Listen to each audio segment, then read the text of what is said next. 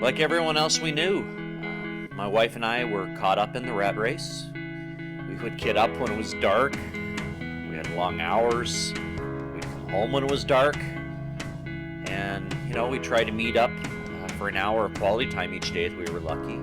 And we did that for, most of our adult lives. That was life. Traffic, smog, stress. And it was so expensive. And every day it was the same, rinse and repeat. One day we just had a wake-up call, we decided that it was time to hit the pause button.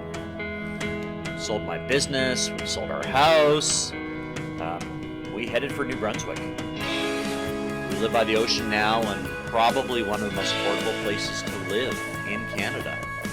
We have fresh air, we have clean living, low traffic, and suddenly we had time for each other again.